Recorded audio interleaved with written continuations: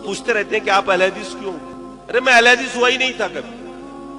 میں نے تو دین کو جب سمجھا، جب میں نے تضاد دیکھا نا، حدیث و قرآن کا ٹکراؤ دیکھا، اور میں نے فیصلہ کر لیا اندر ہی اندر کہ میں قرآن و سنت پہ چلوں گا، صحابہ والا اسلام. مجھے کیا پتا تھا اہل حدیث کیا ہوتا ہے؟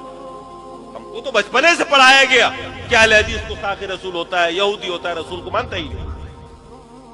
اس لیے ہم نے کبھی جھانک کے دیکھا ہی نہیں. کسی اہل حدیث کو دیکھتے راستہ موڑ لیتے تھے کہ سلام نہ کرنا پڑ جائے بھیا، ان کے سلام سے نکاح ٹوٹ جاتا. یہی سکھا رکھا تھا، دھوکے میں سلام کر لیا بیوی ہاتھ سے نکل جائے گی. جب ہدایت ہم کو ملی، ہم نے جب سمجھا کہ قرآن و سنت پر چلنا ہی دین ہے، ہم نے چپکے سے استعفا دیا، گھر پہنچ گئے. تو 2 سال کے بعد میری تقریر ہو رہی تھی، کہیں پر ایک اہل حدیث نے سنا اور اس نے مجھ سے کان میں آ کر کہا کہ حضرت، صبح میرے گھر آیا، اس نے کہا کہ رات جو آپ نے تقریر کی ہے نا، وہ بالکل میرے مولوی جیسی کی ہے. تب دل میں خیال آیا اس کے مولوی کو بھی آزما کے دیکھیں، اور دیکھا، اور تب پتہ چلا کہ یار ہم تو اہل حدیث ہو گئے. یہ اہل حدیث ہونے کے کئی سال بعد مجھے پتا چلا کہ میں تو اہل حدیث ہو گیا. ورنہ تو ہم ڈر ڈر کے، مطلب جسے ہوتا ہے نا کہ ہماری یہاں ایک کہاوت ہے کہ دودھ کا جلا چھاچھ کو بھی پھونک کے پیتا. دودھ سے کسی دن منہ جل جائے نا بلی کا، تو چھاچھ کو بھی پیے گا، تو پھونک پھونک کے پیے گا، کہیں یہ بھی نہ جلا دے. تو ہم تو اتنا حساس ہو گئے تھے کہ ہم تو ایک ایک چیز سوچ سمجھ کر کرتے تھے، قرآن و سنت کو دیکھتے تھے، اور ہم باقاعدہ تجربے کے لیے ان کے بیچ میں گئے. احمدیہ سلفیہ ایک مرتبہ گئے صرف یہ دیکھنے کے لیے کہ یہ لوگ نماز کیسے پڑھتے ہیں. جو ترمذی میں پڑھایا ہوا تھا مشکات میں، جو ایک ایک آداب نماز کے، تو ان میں سے ہر آدمی کو دھیان دیتا رہا کہ ایک ایک ادا جو ان کی رسول سے مل رہی، کیونکہ سب حدیث میں پڑھا چکا تھا. تو قدم بقدم آگے بڑھتا رہا، دیکھتا رہا، اور میں ہو گیا وہ اسلام میں نے قبول کر لیا جو اسلام اللہ نے نازل کیا رسول پر، اور جو اسلام رسول نے صحابہ کو دیا. میں نے کہا مجھ کو اس کے علاوہ کچھ نہیں چاہیے، مجھے کسی کی تفسیر نہیں چاہیے، کسی کا بیان نہیں چاہیے. اور آج الحمدللہ میں اپنا ہر مسئلہ قرآن و سنت سے ہی حل کرتا ہوں. حالانکہ فقہ کا استاذ رہا، مفتی رہا، رات دن کا کام ہی وہی تھا میرا، تعویلیں کرنا، مسائل کو ادھر ادھر کرنا. اللہ نے نجات دی، اور جب معلوم ہو گیا کہ میں اہل حدیث ہو گیا ہوں تو بڑی خوشی ہوئی اس دن. میں نے کہا دنیا میں اکیلا نہیں ہوں. اس سے پہلے سب سے زیادہ غم جو تھا مجھے وہ یہ تھا کہ میں اکیلا ہوں، کوئی ساتھی نہیں ہے. مجھے کیا پتا تھا کہ اتنی بڑی جماعت ہر جگہ پر راہ حق پہ چلنے والی جماعت ہے، نجات پانے والی جماعت ہے، قرآن و سنت پر چلنے والی جماعت ہے. یہ ہمیں علم نہیں تھا، اور اس کی وجہ یہ تھی کہ ہم آپ سے دور تھے، اور دور اس لیے تھے کہ ہمارے لوگوں نے یہی سکھا رکھا تھا کہ ان کے پاس مت بیٹھنا. اور جب ہوئے، اللہ نے ہدایت دی، کھلے، تو پھر مصیبتوں کے پہاڑ ٹوٹے. آج تک میرے اوپر سوشل بائی کارڈ ہے، لیکن میں نے کہا کوئی پرواہ نہیں، جنت ملے گی نا، ادھر کی گارنٹی ہے نا. ہو گیا، روزی کا مالک اللہ ہے. اللہ نے قرآن میں فرمایا وَمَا مِن دَابَّةٍ فِي الْأَرْضِ إِلَّا وَعَلَى اللَّهِ رِزْقُهَا. دنیا میں جتنی بھی جاندار چیزیں، روزی کا ذمہ اللہ نے کہا میرا. اللہ نے کہا نا، ذمہ لیا نا اس نے.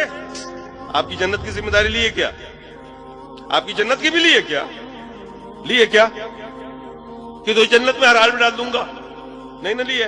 اس کی فکر کرو جس کی نہیں لی ہے. اس کی فکر کیوں کر رہے ہو جس کی لیے رکھی؟ تو روزی کی ذمہ داری اس کے اوپر. اب ہمارے بہت سارے ساتھی علماء ہیں، وہ زمانے والے ملتے ہیں، سمجھاتا ہوں، بتاتا ہوں، وہ سمجھ لیتے ہیں، بات مانتے ہیں کہ حق پر آپ ہی ہیں، سب کچھ ٹھیک ہے. لیکن بھئی آپ کے یہاں تو معاملہ بڑا خراب ہے، نہ نذرانہ ہے، نہ فاتحہ ہے، نہ میلاد ہے، وہاں تو لے دے کے سو کی تنخواہ ہے، ہمارا گھر نہیں چلے گا اس سے. وہ یہی کہتے ہیں. میں نے کہا ابھی تم مومن نہیں ہو، تم نے اللہ کو رزاق نہیں جانا، تم نے ان کو رزاق جانا ہوا ہے. میں نے کہا علماء اہل حدیث بھی کم موٹے نہیں ہوتے ہیں، وہ بھی کھاتے ہیں، اور عوامی ماشاءاللہ کو کھا رہی ہے، اللہ کا روزی دیا ہوا ہوتا ہے. میں نے کہا ڈرو مت، اگر واقعی اللہ سے محبت کرتے ہو تو اللہ کے قرآن کو پڑھو، رسول کی حدیث کو پڑھو، اور آ جاؤ میدان میں، چل پڑو اس کے اوپر. کسی ملامت کرنے والے کی ملامت کی پرواہ مت کرو. دنیا کیا کہہ رہی ہے، خود کو یہ دیکھو کہ اللہ تمہیں کیا کہہ رہا ہے. یہ دیکھو اللہ تمہیں کیا کہہ رہا ہے. دنیا والے کہہ رہے تھے ابراہیم کو، کیا کہتے تھے ابراہیم کے بارے میں؟ کیا کہا انہوں نے جب حضرت ابراہیم نے ان کے وہ توڑا تھا نا، کہا کہ فتن، ایک نوجوان ہے جو ایسا ایسا بول رہا تھا، فتن قرآن میں آیا. لیکن اللہ نے کیا کہا ابراہیم کو؟ کانا امتا، اکیلے ابراہیم کو کیا کہا؟ امت کا. اکیلے ابراہیم علیہ السلام کو کیا کہا؟ لوگوں کی نگاہیں کیا دیکھ رہی تھی؟ ابراہیم ایک جوان ہے اکیلا، لیکن اللہ کیا دیکھ رہا تھا؟ ابراہیم علیہ السلام کو امت. خود کو آپ اللہ کی نگاہ سے دیکھنا سیکھیے کہ اللہ تعالیٰ آپ کے بارے میں کیا کہہ رہا، رسول کیا کہہ رہے ہیں، آپ کے بارے میں کیا چرچے ہیں آسمان پر. یہ مت دیکھیے کہ زمین پر آپ کے بارے میں کیا چرچے ہیں. جنت ادھر سے ملنی ہے، روزی وہاں سے ملنی ہے. سماج کو نہ دیکھیے، رشتہ داروں کو مت دیکھیے. یہ سب سے بڑی رکاوٹیں ہیں. یہی رکاوٹیں مشرکین مکہ کے سامنے میں بھی تھی. وہ بھی اسلام کو سمجھتے تھے، قبول نہیں کرتے تھے. کہتے تھے میں نے اپنے باپ داداؤں کو ایسا کرتا ہوا نہیں دیکھا. میرے دوستو، خیر اسی میں ہے کہ اللہ کے پیغام کو پڑھو، چلو رسول کی حدیث کو پڑھو، اس کی اتباع کرو، دین پر چلو. اور کوئی جو قلادہ آپ کے گردن میں ہو نا، گرداری دوپٹہ، اس کو نکال کے باہر کرو. یہی ہے اسلام. جو بھی دشمن ہے میرے سلف کا،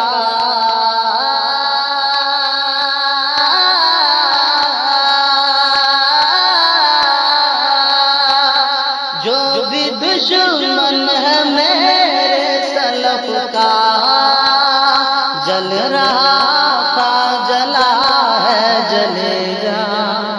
مسلک سلفیت کا شرارہ،